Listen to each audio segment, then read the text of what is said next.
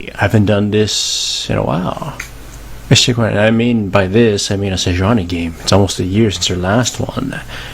Okay, so runes and masteries.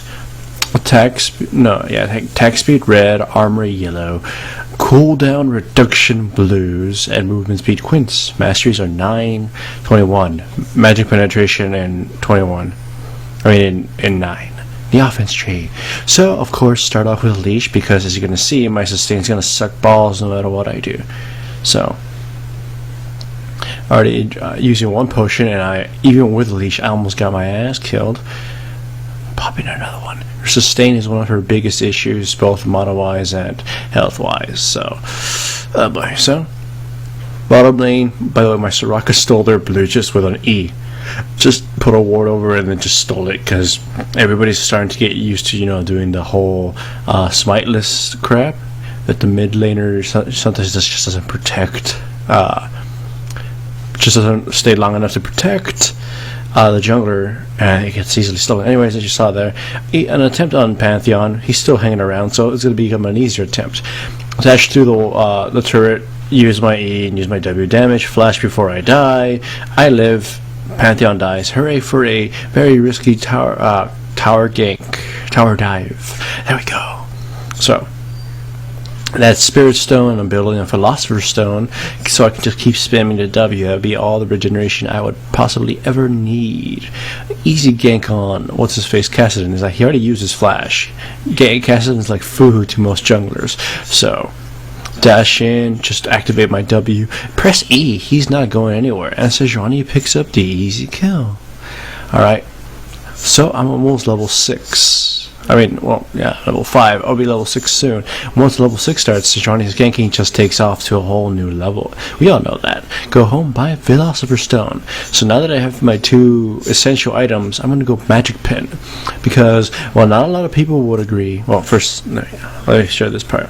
So, Mumu is weak as fuck. He took his own blue using Smite, and I steal his red, use the experience from red to gain my ultimate, slow him, and just pretty much bash his brains in. Poor little Mumu brains.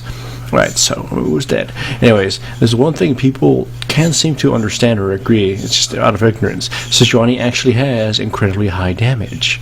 She actually has great initiation. Well, I mean, that everybody knows.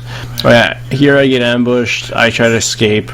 Like I miss my Q, so I just freeze a Mumu so he stops slowing me with the red buff. So, anyway, she's got high damage. That for some people just can't seem to agree on. Though I will vehemently defend the fact that she's got amazing damage. The problem with her is, of course, her horrible sustain, her crappy survivability, and even though she has high damage, she pretty much has very little means of actually dealing it. This has always been her issue, is where, regardless of having high damage, she just can't seem to do it. Here I go in, zero flashes over, easy ultimate, she's a goner. So, pinned down dead. Caitlyn stuck around too much, so she should just run off.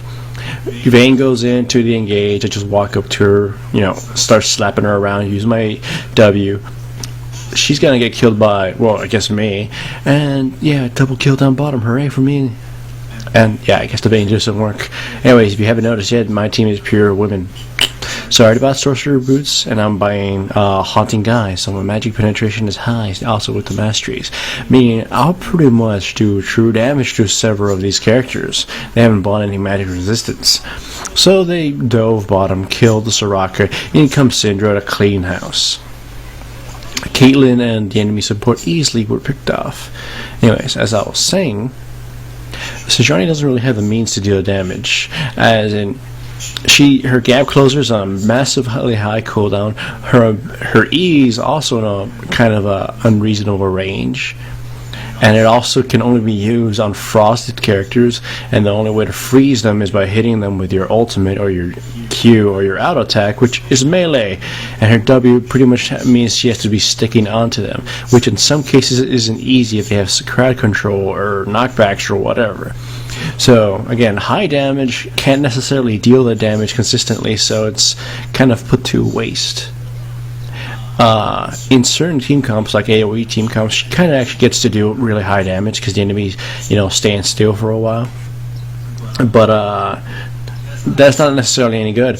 So we CC lock, cast it in, and once he uses his ultimate, I throw in my ultimate on him. I pick the kill. I was hoping to donate it, and Diana gets slaughtered.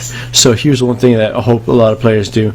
So I noticed that we're gonna get caught up there. I mean, at least the Moon's gonna catch us. So I stand behind the Syndra in order to block a Q shot. Because if she got caught with a Q, she'd be killed. Well, I would probably have a high chance of surviving. And I have Flash just in case things got really dirty.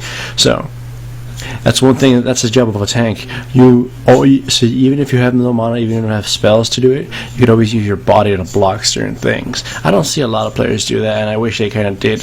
So Caitlyn tried to get her blue, and she ended up just donating it to me. No problem, Caitlyn. You're such a good friend. So once more, team fighting goes down mid. My ultimate is almost up. Oh, by the way, I should explain. The reason you go cooldown reduction blues is because either that or your quints. It's so you can maintain your W up as earlier. I mean, forever earlier. I mean, if you can maintain your W, you can basically treat it like Shyvana. Anyways, once the turret goes down, I quickly throw in my ultimate, and Zero just pretty much explodes. Easy kill. They didn't bother to re-engage on us. So yeah, I am pretty big for Sejuani. But even then, even with being big, I'll still be pretty easy to kill. Unless I buy tank items, which I will. In this case, Abyssal Scepter, because it increases my damage too. And they have, I don't know, Mumu and Cassidon. It's about magic damage galore right there. So, for as anticlimactic as this is, they just full on, short butts engage, and then they decide to surrender. Good, because we were kind of just kicking their asses, so.